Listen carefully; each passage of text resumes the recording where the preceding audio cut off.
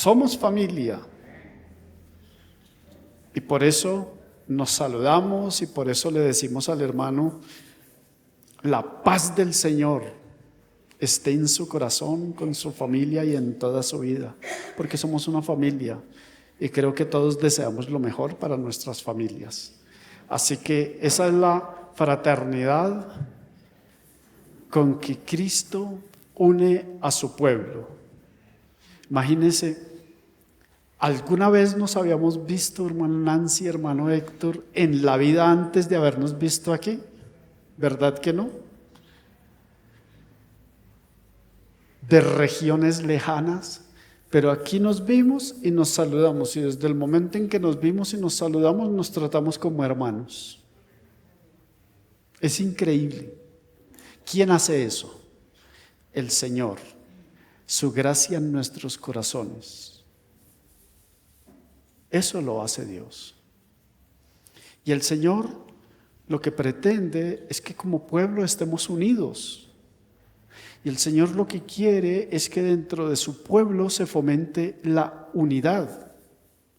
Porque es que la unidad es fundamental. Cuando no hay unidad, ¿qué dijo el Señor? Una casa dividida entre sí, ¿qué va a pasar? Esa casa va a caer, va a desaparecer. Y el mismo Señor en eso nos estaba hablando de la importancia de estar unidos. Un país como el nuestro, que ahora mismo tiene un rumbo incierto a nivel político, a nivel económico, a nivel social, inclusive al interno de las familias, como que hubiese perdido su horizonte porque no hay unidad. Ahora, pues tampoco es que todos tengamos que pensar igual y demás, pero no hay al menos unos criterios de unidad que nos brinden un horizonte claro para dónde vamos. Y por eso el país se fragmenta, por eso el país vive en crisis. Y estamos precisamente hoy cerrando un tema que se llama crecimiento en la unidad. Ese ha sido el tema que hemos estado manejando durante este mes. Así que hoy vamos a cerrar el tema y el título del sermón es La unidad sobre todo. Y quiero recordarles, quiero iniciar con un apunte histórico.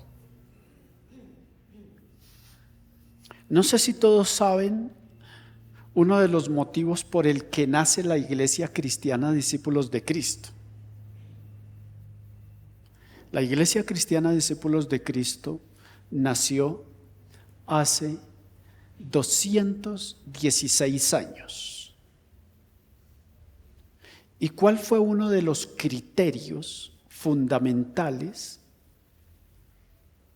para que naciera la Iglesia Discípulos de Cristo? Es decir, para que naciera la iglesia de la que hoy nosotros formamos parte. Uno de los criterios fundamentales, además y del primordial, que es Cristo como Señor, Cristo como Salvador, Cristo como Redentor y soberano de su iglesia.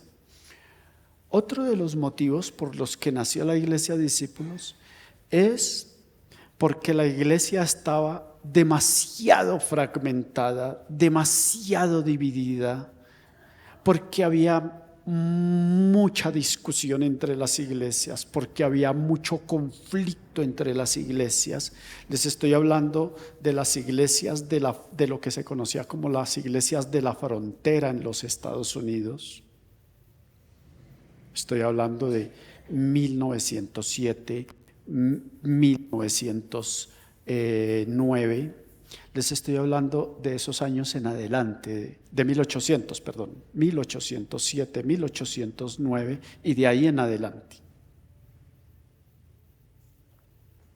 Entonces, los fundadores de los discípulos dijeron, no es posible que la iglesia esté dividida, no es posible que la iglesia esté peleando entre sí, no es posible que se estén peleando como se están peleando por doctrinas, no es posible que se estén dividiendo como se están dividiendo en grupos simplemente por intereses humanos. Y eso llevó a los fundadores de la iglesia Discípulos de Cristo, al señor Thomas Campbell, al señor Alexander Campbell, al señor Barton Stone, que eran pastores de la iglesia.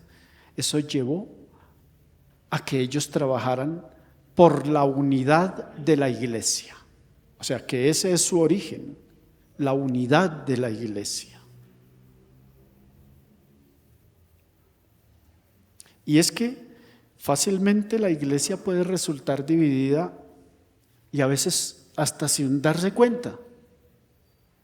Pero ellos trabajaron por la unidad de la iglesia y efectivamente trabajaron por una iglesia sólida, una iglesia que viviera en unidad, y llegó a ser la cuarta denominación más grande de los Estados Unidos, que luego se extiende a Canadá, se extiende a México, se extiende a Puerto Rico, se extiende a Paraguay, se extiende a Argentina, y ya en el siglo XX se extiende a Colombia y a África y a otros muchos lugares. Pero ¿cuál fue eso que los motivó? La unidad de la iglesia. Y es que en la Biblia tenemos un caso, del cual vamos a leer en Hechos 15, verso 1 hasta el 5, en el que la unidad de la iglesia estaba en peligro.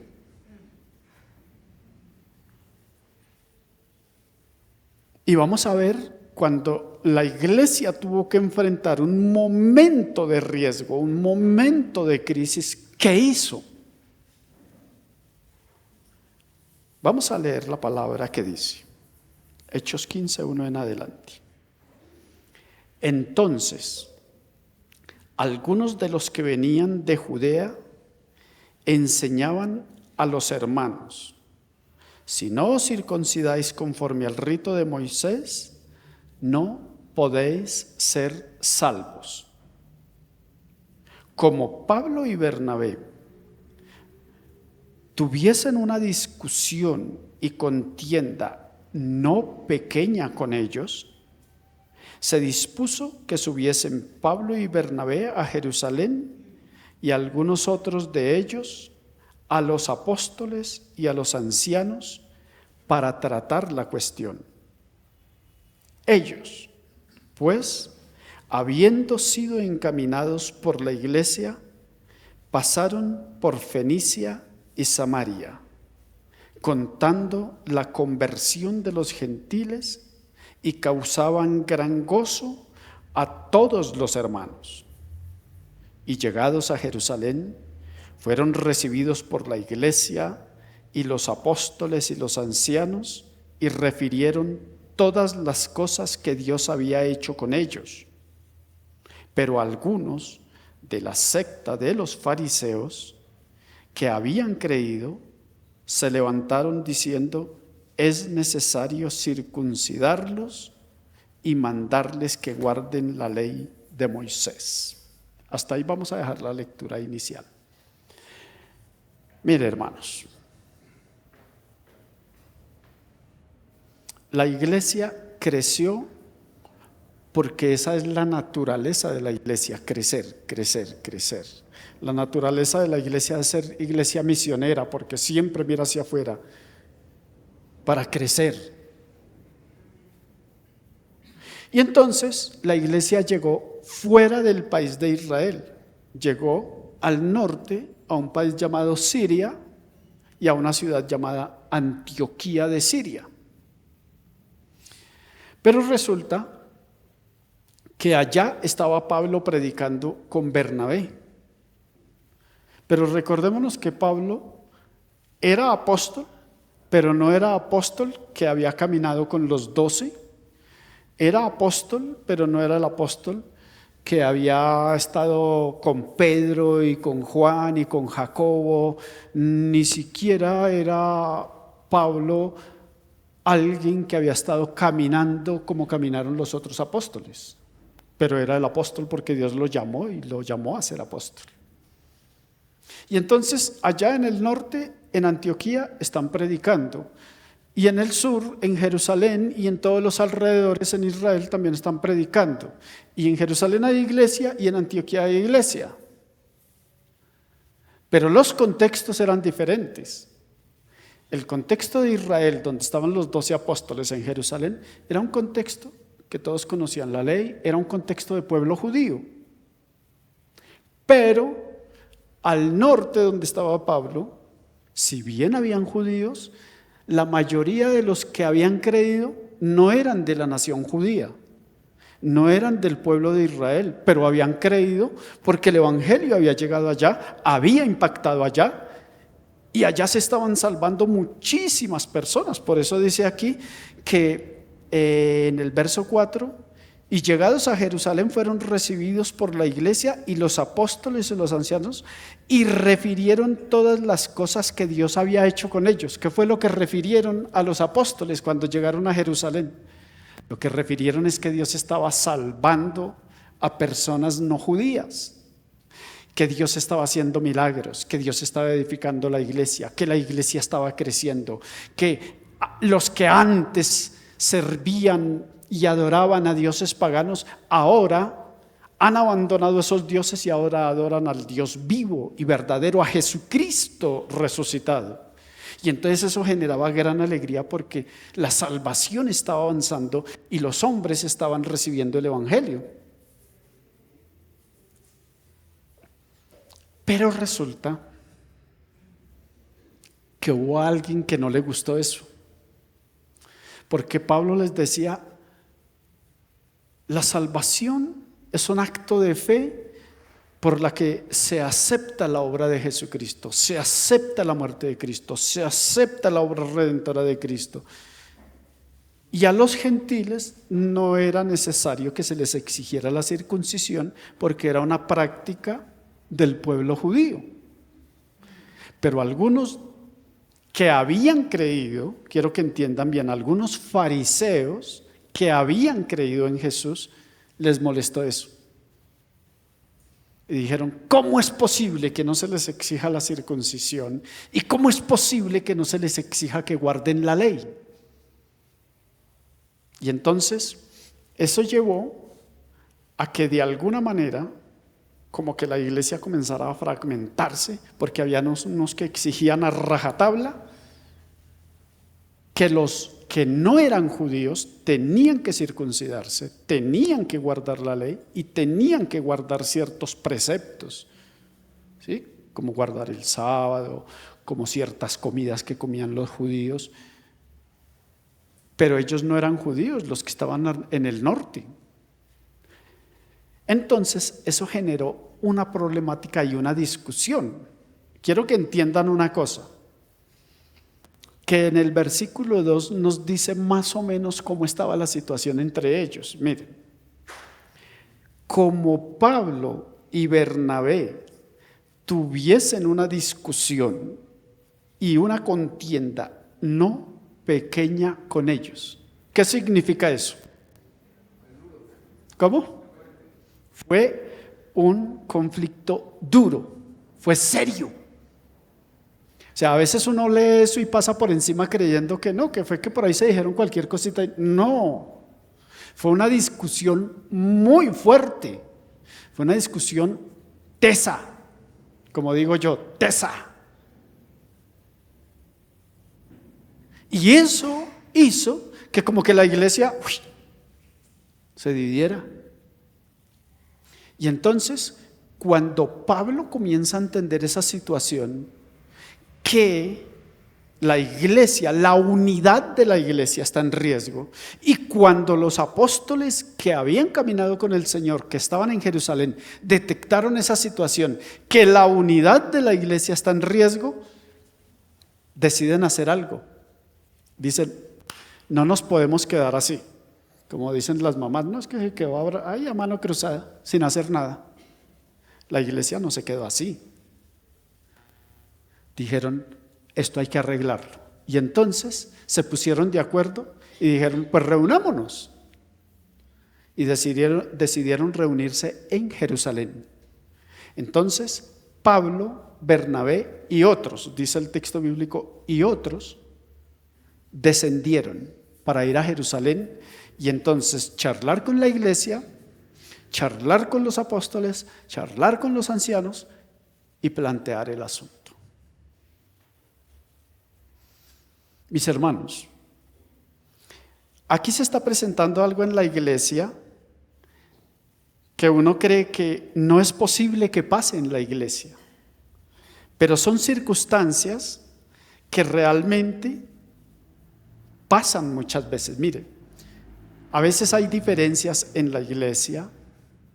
A veces usted tiene diferencias con su esposo o no tiene diferencias con su esposo, porque las diferencias las va a haber siempre. Casi no, ¿cierto?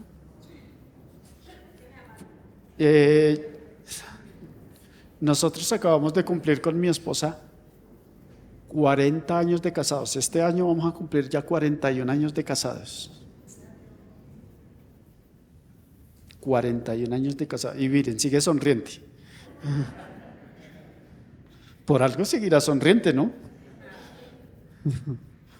41 años de casados. ¿Y ustedes qué piensan? ¿Que es que nosotros ya tenemos todo resuelto y que no tenemos ninguna diferencia? No, mis hermanos.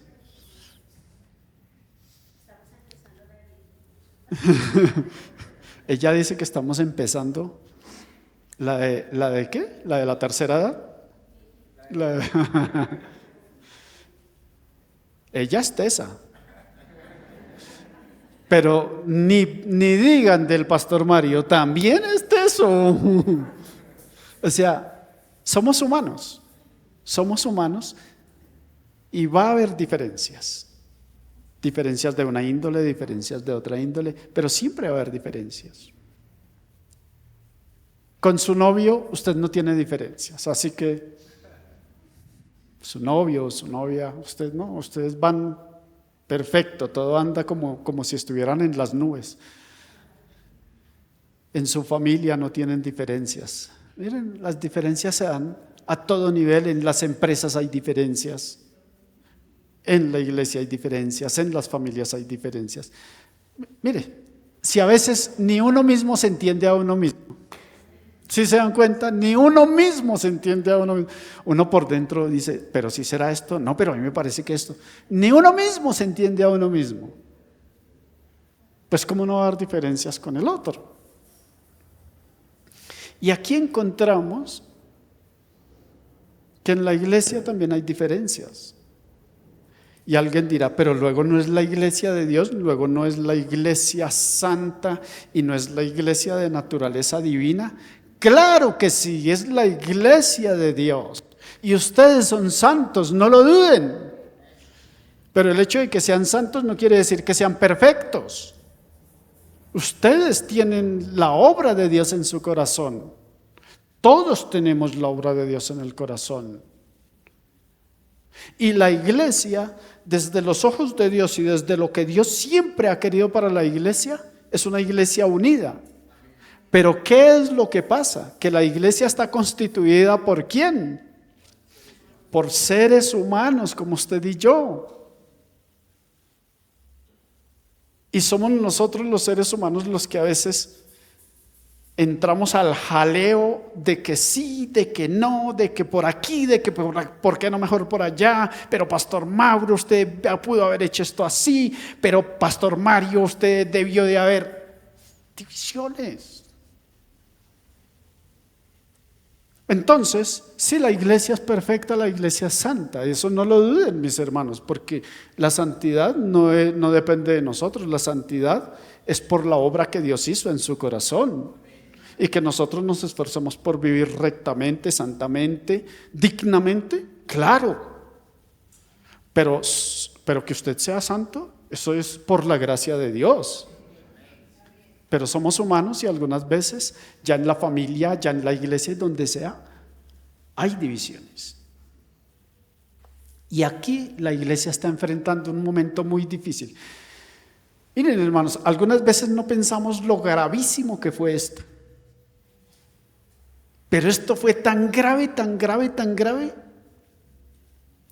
como que la iglesia, si eso no se arregla y no se toma en cuenta, la iglesia pudo haber nacido dividida totalmente desde sus inicios.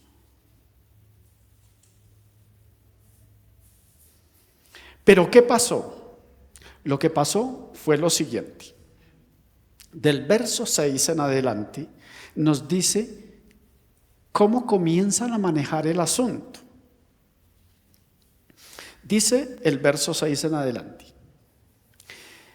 y se reunieron los apóstoles y los ancianos para conocer este asunto. Y después de mucha discusión, Pedro se levantó y les dijo: varones hermanos, vosotros sabéis cómo ya hace algún tiempo que Dios escogió que los gentiles oyesen por mi boca la palabra del evangelio y creyesen. Y Dios, que conoce los corazones, les dio testimonio, dándoles del Espíritu Santo lo mismo que a nosotros. Y ninguna diferencia hizo entre nosotros y ellos, purificando por la fe sus corazones. Ahora pues, ¿por qué tentáis a Dios, poniendo sobre la cerviz de los discípulos un yugo que ni nosotros ni nuestros padres hemos podido llevar? Antes creemos que por la gracia del Señor Jesús seremos salvos de igual modo que ellos. Hasta ahí va Pedro diciendo, y dice: entonces toda la multitud cayó. Primero escuchan a Pedro, que era como el que jugaba de local, ¿no? Porque Pedro estaba en Jerusalén y Pablo y Bernabé habían descendido a Jerusalén. Entonces, primero habla el local, que es Pedro. Y Pedro les dice: miren, Dios por mi propia boca, por el primer sermón se salvaron muchos judíos y comenzó la salvación para los judíos, pero después, cuando visité a Cornelio y cuando visitamos a María, el evangelio creció entre los gentiles. Y Dios les dio el Espíritu como nos lo dio a nosotros. Y Dios no hizo diferencia entre ellos y nosotros. Y bueno, les entregó ahí todo lo que estaba sucediendo y dice: y callaron. Pausa. Hicieron silencio.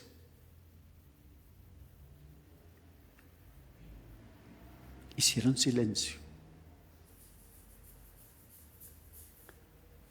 Y sigue diciendo el texto: entonces toda la multitud cayó y oyeron a Bernabé y a Pablo, que contaban cuán grandes señales y maravillas había hecho Dios por medio de ellos entre los gentiles. Punto. Y verso 13 dice: y cuando ellos callaron,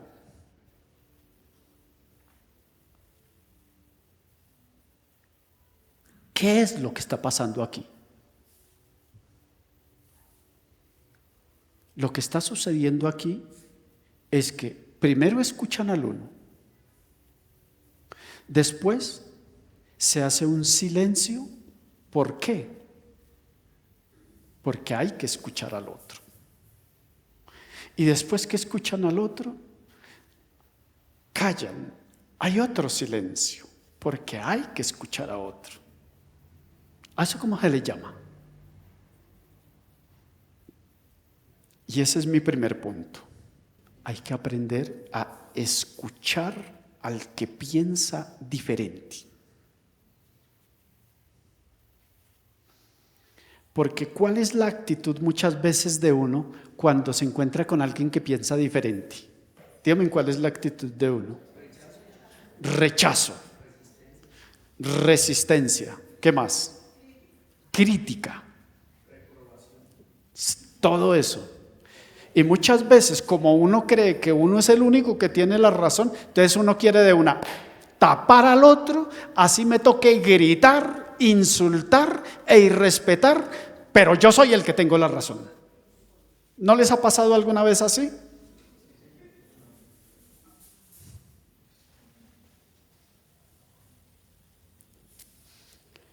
Y muchas veces en esto nos pasa y nos brota naturalmente lo que somos como cultura. ¿Qué somos nosotros como cultura? Pastor Mauro me estaba hablando hace un momento que si conocía un libro, Historia Mínima de Colombia, ¿verdad? Yo le dije, he escuchado mencionar el título, pero no conozco el libro, porque también conozco otro libro que se llama Historia Mínima de los Judíos. Entonces, digamos que ahí se me emparentó y claro, pero no conozco el libro. El pastor Mauro me dice un libro muy bueno, pero seguramente ese libro nos dirá que nosotros, desde que somos la República Independiente de Colombia, hemos vivido en paz o en violencia. Mire, desde que este país nació como nación independiente ha sido un país violento. Violento. Pues primero por las guerras con los colonizadores. Después por las guerras entre los partidos. Después cuando se fomentan grupos al margen de la ley y todo ha sido un conflicto. Y digamos que eso de la violencia nosotros venimos viviéndola y experimentándola como sociedad casi que de manera natural y no nos damos cuenta. O sea, sí sabemos que por ahí que hay guerras, que ponían bombas, que tal. Los que se acuerdan de la época del 80, cuando volaban aviones, cuando se le metieron al edificio del DAS y pusieron bombas, y cuando en cualquier momento, en cualquier lugar, en cualquier centro comercial explotaba una bomba, y cuando pagaban por matar a los policías y demás. O sea, eso fue una situación complejísima. Y la pregunta es, ¿eso nos afecta a nosotros como personas y como sociedad o no? Mire, yo estaba hablando hace como 3 o 4 días con una de mis hijas y le decía, nosotros somos violentos por naturaleza y ni nos damos cuenta. Ni nos damos cuenta. ¿A usted no le ha pasado que cuando va en el SIP o cuando va en Transmilenio, que de pronto alguien lo empuja o de pronto alguien medio lo pisa y usted quiere de una vez el codazo y usted quiere de una vez no solamente el codazo, sino el madrazo? ¿No le ha pasado eso?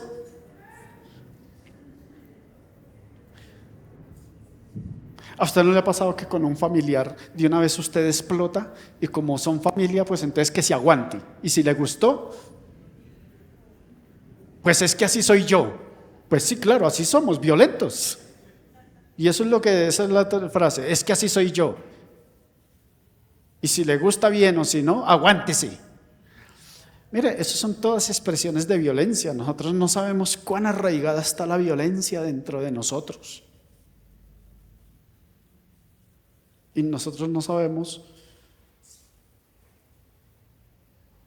cuánta de esa naturaleza de lo que somos como país la llevamos y no nos damos cuenta. Seguramente esto también le habrá pasado a sus hijos, Pastor Mauro, o a quienes han tenido hijos, de entre ustedes quienes han tenido hijos fuera del país. Una de mis hijas me decía, una de mis hijas, la intermedia, cuando fue a Argentina a estudiar, ella llegó y cuando les dieron un intermedio de cambio de clases, les dieron un intermedio o un receso, tal vez fue. Y entonces mi hija bajó con el maletín y llevaba el computador ahí. Y entonces al rato una compañera le dice, ¿y por qué tiene el computador aquí? ¿Por qué lo carga? Y mi hija le dice, no, pues para cuidarlo. Y la compañera le dice, ¿para cuidarlo de qué? Ella estaba en Argentina, en Buenos Aires, en Belgrano. Y le dice, ¿para cuidarlo de qué? No, pues para que no se lo roben. Y la compañera le dice, no, es que aquí nadie le va a robar el computador. Dígame en qué es eso. que ya dentro de nuestra psicología vamos a la defensiva, estamos predispuestos al cuidado porque creemos que alguien nos va a robar, creemos que alguien nos va a hacer daño, creemos que... Pero en otros países no.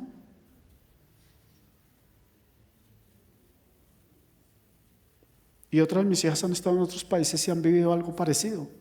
Y seguramente alguno de sus hijos, si ha estado en otro país así, que da ciertas garantías de seguridad, ha pasado eso. Porque ya estamos demasiado prevenidos estamos. Y entonces, lo primero que hicieron allá es que escucharon a Pedro y guardaron silencio. Miren, lo que les voy a decir no es porque yo lo diga, no. Pero lo que les voy a decir es una cuestión de infinita sabiduría. Es porque la palabra de Dios lo dice. Que es sabio el que calla, el que aprende a escuchar. Que es sabio el que sabe retener su ira y aprende a escuchar al otro. Y aquí lo que hicieron es que habla Pedro, y aunque hubiese personas que no estaban de acuerdo con Pedro, porque les pregunto, ¿estaban de acuerdo en todos los apóstoles Bernabé y Saulo con lo que decían los fariseos y con lo que decía la iglesia de Jerusalén? No compartían todo. Pero aprendieron a guardar silencio. ¿Y cuánto nos hace falta a nosotros aprender a guardar silencio? Aprender a guardar silencio para escuchar atentamente al otro. Díganme si cuando hay un conflicto con la pareja, cuando hay un conflicto de familia, a veces es el que más grite y el que más imponga, ¿cierto? Pero no nos detenemos a pensar cuán importante es aprender a escuchar. Y aquí, en este pasaje, escucharon a Pedro, guardaron silencio. Escucharon a Pablo y Bernabé y callaron, guardaron silencio, porque había otro que tenía que hablar. Miren, mis hermanos, si nosotros no aprendemos, 1, a guardar silencio, 2, a escuchar al otro atentamente, va a ser difícil que vivamos en unidad. Va a ser muy difícil. Entonces, hay que aprender a guardar silencio y hay que aprender a escuchar al que piensa diferente. Pero, ¿qué era lo que estaba pasando ahí? Segundo punto, por favor. Lo que estaban haciendo cuando Pedro habla, cuando Pablo habla y cuando posteriormente habla Santiago, eran dialogar. Y por lo tanto, ese aprender a guardar silencio, ese aprender a escuchar, tiene un fin de aprender a dialogar.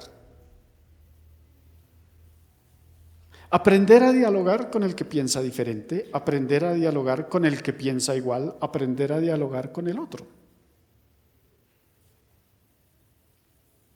Y aquí quisiera referirme a los equipos de trabajo en la iglesia. Porque algunas veces los equipos de trabajo en la iglesia o los ministerios, cualquiera sea el ministerio, algunas veces al interior de los ministerios hay diferencias. Entonces uno piensa que debe ser así, el otro piensa que debe ser así. O eso no pasa aquí, Pastor Mauro. Pasa, gracias a Dios. Ese gracias a Dios suena interesante, ¿no? Con ese gracias a Dios está diciendo, tranquilos, los entiendo que son humanos. Pero a veces en los ministerios hay diferencias y eso es natural, hermanos. Hay diferencias porque no todo el mundo está hecho para pensar igual que el otro. Pero en medio de las diferencias hay que aprender a guardar silencio y a escuchar. ¿Para qué? Para aprender a dialogar y mirar por qué usted piensa así, por qué yo pienso así, cuánta razón tiene el otro, cuánta razón tengo yo. Pero obviamente eso también implica aprender a ceder la razón al otro. Cuando el otro tiene razón, hay que aprender a dar la razón, porque a veces somos tan orgullosos que hasta nos damos cuenta que el otro tiene razón, pero nuestro orgullo no nos deja darle la razón al otro. Y algunas veces eso en los hogares pasó. No, es que como yo soy el varón de la casa, no, yo soy el que tengo razón.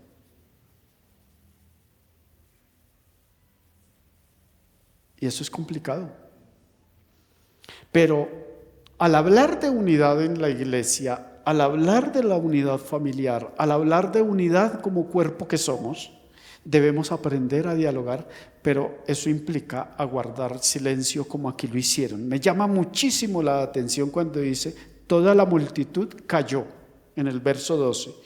Pero también en el verso 13, y cuando ellos callaron, entonces callan los que estaban hablando. Cuando ellos callaron, ¿quién entra en acción? Jacobo. ¿Quién es ese Jacobo? ¿Alguien se imagina quién es ese Jacobo? ¿Quién? Santiago. ¿Pero cuál? ¿El qué? Sí, ¿su nombre es? Carolina. Carolina, usted tiene razón. Es el hermano del Señor Jesús. No es Jacobo, el hermano de Juan, porque se acuerdan que había un Jacobo hermano de Juan. Ahora, ¿por qué no es el hermano de Juan? Porque el hermano de Juan ya había muerto. Si usted lee Hechos capítulos 12, Herodes Agripa lo mandó matar. Y este es el hermano del Señor. Y entonces ahora va a hablar el hermano del Señor. Pero, ¿en qué ambiente va a hablar el hermano del Señor? ¿En la pelea, en la discusión y en el que más grite? No. Entonces, por eso, mis hermanos, nosotros debemos aprender a escuchar con respeto al pastor cuando él habla. Porque estoy seguro que el pastor también ha aprendido a escucharlo y a escucharla a usted cuando usted quiere hablar y necesita hablar.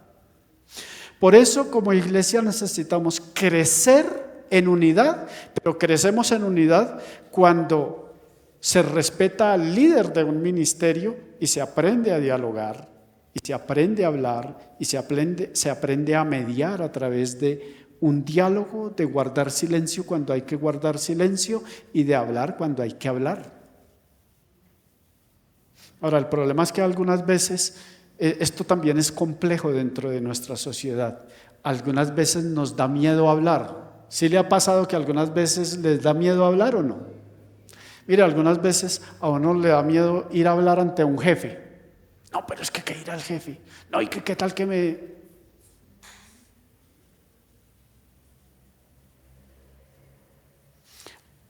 Y es todavía más grave cuando algunas veces a un hijo le da miedo hablarle al papá. Eso es todavía más grave. Porque significa que hay algo que no está funcionando bien ahí. Pero lo cierto es que como creyentes que hemos sido liberados por Cristo, como hijos de Dios, debemos aprender a hablar cuando debemos hablar, porque debemos aprender a hacerlo con respeto, a guardar silencio cuando hay que guardar silencio y hablar cuando hay que hablar con el respeto. Aquí habían grandes diferencias, pero dentro de lo que hemos leído, ¿ustedes qué notan? Que en medio de las diferencias, ¿se respetaron o no se respetaron? ¿Sí notan? Esos silencios implican respeto por el otro. Ese calló implica respeto por el otro. Cuando usted, caballero, aprende a guardar silencio, implica que hay respeto por su esposa también. O al contrario, si usted, hermana, si usted es bastante aletosita y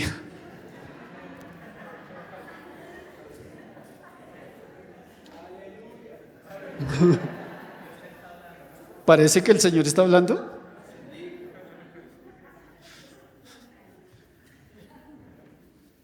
Usted también, hermana, debe aprender a guardar silencio y a escuchar.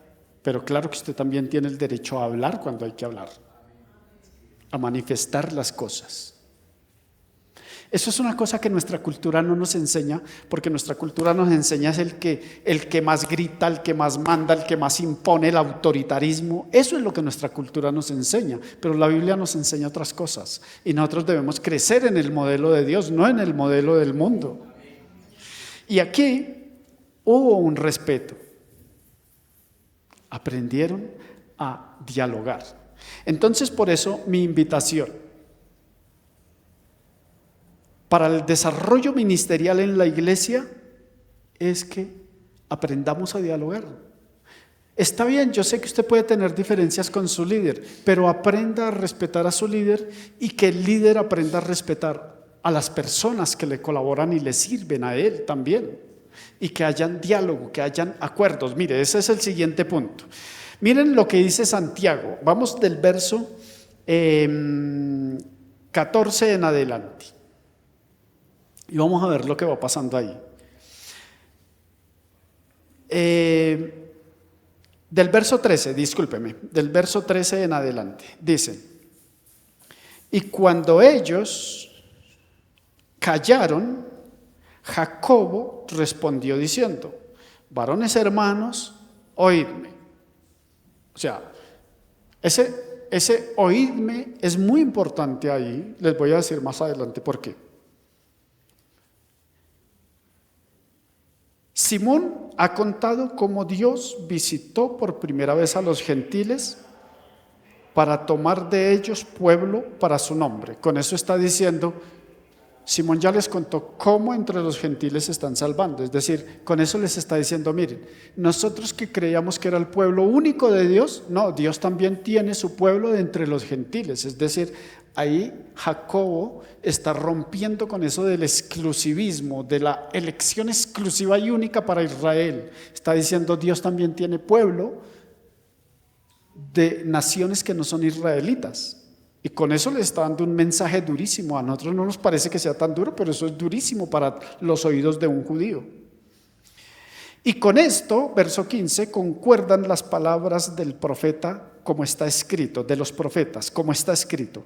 Después de esto, volveré y reedificaré el tabernáculo de David que está caído, y repararé sus ruinas y lo volveré a levantar, para que el resto de los hombres busque al Señor y todos los gentiles sobre los cuales es invocado mi nombre.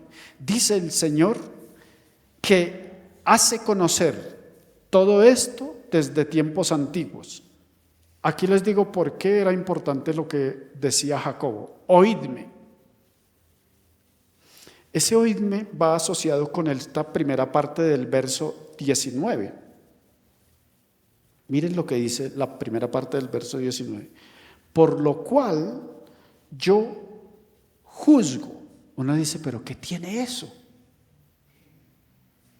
Lo que tiene eso es que Santiago, cuando dice, por lo cual yo juzgo, es que está hablando como una autoridad legal. Por eso dice juzgo, sentencio, que hay una decisión de parte de Dios. Y por eso él dice, oídme, estén atentos a lo que les voy a decir. ¿Por qué? Porque aquí hay una cosa muy interesante que algunas veces no nos percatamos de ello. ¿Quién era el gran apóstol entre los 12? Pedro, ¿cierto? ¿Y quién comenzó la predicación en Jerusalén?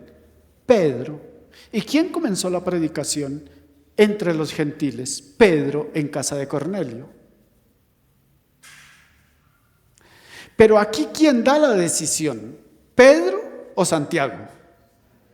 Santiago es el que está juzgando a nivel de ley. Cuando él dice yo juzgo, está hablando como autoridad en nombre de la ley. Eso significa que aunque Pedro es el gran Pedro y el gran apóstol, ¿quién es ya la autoridad en Jerusalén? Santiago, hermano del Señor. Santiago es el que tiene voz autoritativa para decidir.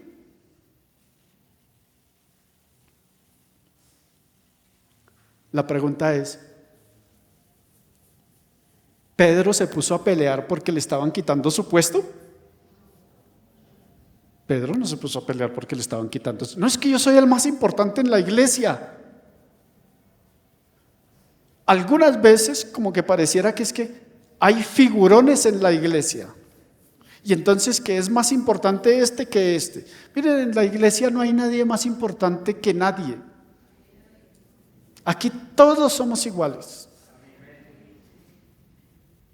Ni Mario es más importante que el pastor Mauro. A mí me llamaba la atención una cosa, les comento aquí una cosa que son cosas que se dan ahí a veces entre uno, ¿no? Yo estuve casi por 20 años como director del seminario de los discípulos. Levánteme la mano quienes fueron estudiantes míos cuando yo estaba como director del seminario. Pues ahora tengo estudiantes, pero ya no soy director del seminario, sigo siendo profesor. Levánteme la mano de quienes ustedes tomaron mis clases, levántenla bien, vean. Todos ellos eran estudiantes míos cuando yo era director e iban a tomar clases presenciales conmigo allá en Berna. Tomaron clases presenciales, ¿verdad, Jason? ¿Verdad, Sandra? 3 clases presenciales. Y entre ellos teníamos al pastor Mauro y a su esposa.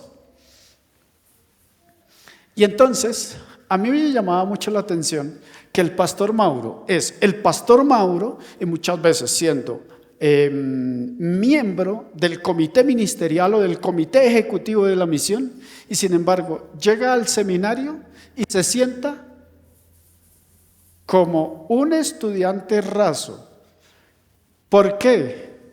Porque él reconocía que la autoridad allá era el pastor Mario, y el pastor Mario era el que dirigía el seminario y tomaba decisiones y enseñaba, y bueno, estaba al frente del seminario. Y él llegaba. ¿Algún día tuvimos problema en algo, pastor Mauro? ¿No?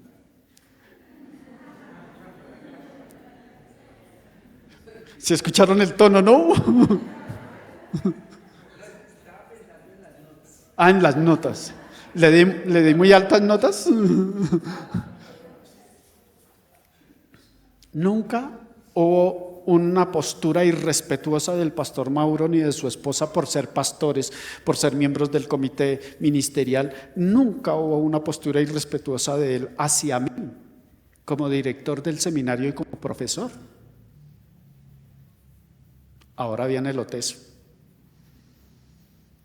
Después llegó un día y le digo, pastor Mauro, necesito hablar con usted por algunas circunstancias y cambios que se dieron, ¿no? Y yo ya dejé de ser director del seminario y en ese momento dejé de ser profesor del seminario. Le digo, pastor Mauro, quiero hablar con usted. Y nos sentamos en una cafetería. Conmigo las oficinas son cafeterías o algo así. A mí no me gusta tanto estar encerrado en una oficina, no me gusta mucho. Y nos citamos en una cafetería, ¿verdad? Le dije, pastor Mauro, le voy a pedir, ¿usted sería tan amable de recibirme y aceptarme en su iglesia como miembro de la iglesia? Y el pastor Mauro dijo, sí, aquí las voy a cobrar todas. Sacó el listado y dijo, bueno, pero la condición es tal, tal, tal, tal, tal. ¿Ustedes creen que eso pasó? El pastor Mauro, ¿sabe qué hizo? Abrió los brazos y me dijo, bienvenido, pastor Mario, con su esposa. Me dijo, es su casa, es su familia. Y entonces ahora yo estoy aquí en la iglesia y creo haberlo respetado como pastor de la iglesia, ¿verdad? ¿Ha habido algún Tranquilo, lo puede decir. Si ha sido así, dígalo con toda tranquilidad. ¿Ha habido alguna insubordinación o algún irrespeto de parte mía a su autoridad como pastor o con su esposa?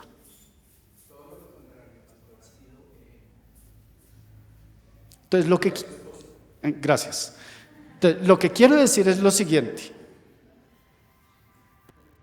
Con esto les quiero poner es de evidencia una cosa. Ni el pastor Mario es superior al pastor Mauro, ni el pastor Mauro se cree superior al pastor Mario, ni ninguno de los pastores nos creemos superiores al pastor Ovelio o a la pastora Enriqueta. Nadie es superior. Aquí todos somos iguales. ¿Y sabe qué es lo más significativo para mí, el hecho de que todos somos iguales? Que cuando vamos a celebrar la mesa del Señor, ¿dónde se hace el pastor? ¿Aquí o allá? Porque todos estamos al mismo nivel en la presencia de Dios. Eso es. Porque no hay personajes más importantes. Somos iguales. Está bien que el pastor Mauro es el primero entre iguales, sí, porque alguien debe estar al frente de la comunidad. Y él es el primero, pero no significa que es el primero en jerarquía y que tiene más autoridad. No, todos somos iguales, todos somos servidores de Dios. Y entonces, la invitación es para que así en los grupos de trabajo en la iglesia actuemos sin creernos más importantes que nadie. Y noten lo que dice Santiago. Pedro no se sintió desplazado, pero aquí Santiago tenía que sentar una postura porque era el futuro de la iglesia. Y dice, por lo cual yo juzgo, estoy en el verso 19, por lo cual yo juzgo que no se inquiete a los gentiles que se convierten a Dios, sino que se les escriba y que se aparten de las contaminaciones de los ídolos, de fornicación, de ahogado y de sangre. O sea, les exigió circuncisión, les exigió que tenían que guardar el sábado, les exigió unas cosas básicas y mínimas de lo que los judíos conocen como la ley de Noach o la ley de Noé, que es una ley universal para todo mundo, pero no lo que se le exigía a los judíos. Y entonces, ¿estuvieron de acuerdo? Tengo que acelerar un poco más, pero miren el final del asunto. Miren como dice el versículo número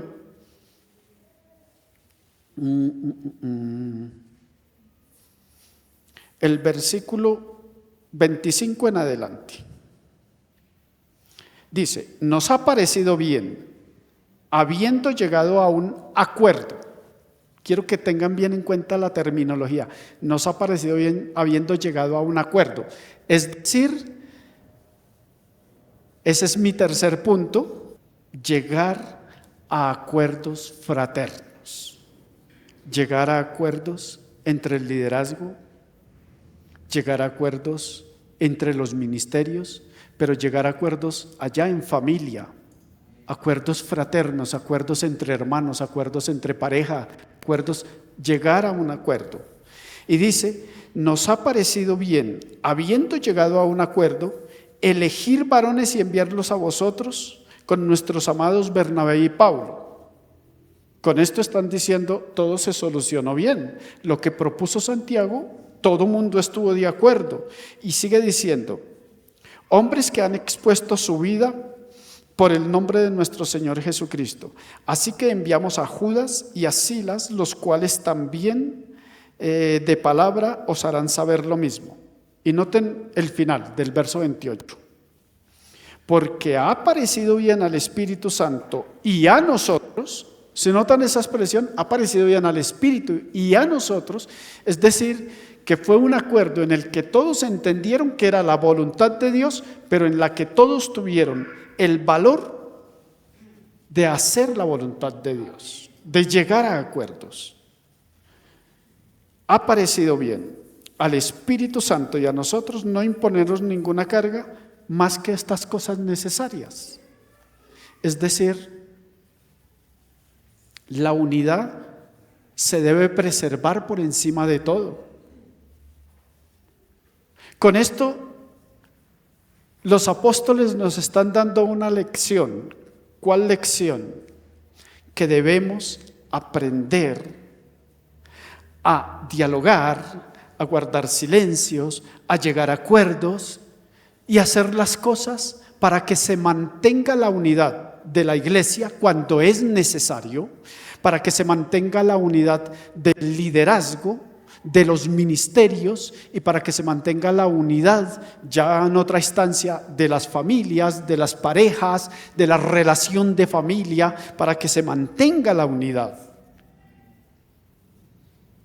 Y finalizo diciéndoles y narrándoles, es una historia, no lo vamos a leer, pero se la voy a contar. Cuando los apóstoles estaban allá en Jerusalén, entonces dialogaron entre Pedro y Pablo. Yo les estoy hablando de Gálatas capítulo 2. Gálatas capítulo 2. Y llegaron, dialogaron y se pusieron de acuerdo y dijeron: hemos entendido que el mismo Dios que llamó a Pedro para predicar el evangelio a los judíos es el mismo Dios que llamó a Pablo a predicar el evangelio a los gentiles. Por lo tanto, no debe haber ni discusión ni diferencias, sino que debe haber relación fraterna para que la obra de Dios siga adelante y la unidad permanezca en la iglesia. Y hay una expresión muy bonita que sería el único verso de Gálatas capítulo 2 que me gustaría leer, solamente un versículo que me gustaría leer de Gálatas capítulo 2. Dice el verso 9. Gracias. Y reconociendo la gracia que me había sido dada, estaba hablando ahí Pablo, Jacobo, Cefas y Juan, que eran considerados como columnas, nos dieron a Bernabé, a mí y a Bernabé, la diestra en señal de compañerismo para que nosotros fuésemos a los gentiles y ellos a los de la circuncisión. Ahí quedó sellado todo. ¿Qué hicieron? Venga, Víctor, por favor. Es una cosa tan sencilla, pero que es símbolo de cómo debe vivir la iglesia. ¿Qué dice? ¿Nos dieron qué? ¿La qué? La diestra. Esto, hacer esto. Hacer esto. Dar la diestra de compañerismo. Dar la diestra de hermandad. Dar la diestra de reconocimiento del liderazgo, dar la diestra del reconocimiento de quienes sirven en un ministerio, dar la diestra de servidor, dar la diestra entre familias, porque hay familias que viven peleadas, dar la diestra de hermandad fraterna para conservar la unidad, porque una casa dividida entre sí cae, dijo el Señor Jesucristo, y esto así, tan sencillamente, significa perdón, significa silencio, significa escuchar al otro, significa llegar a acuerdos, significa fraternidad y significa que estamos dispuestos a guardar la unidad de la iglesia para la gloria de Dios. Y eso es lo que debemos hacer todos. Gracias.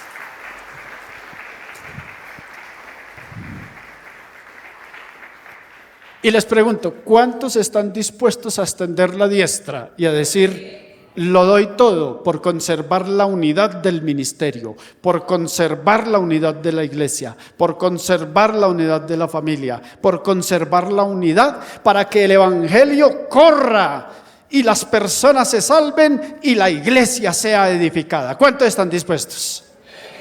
Pues vamos a estar de pie.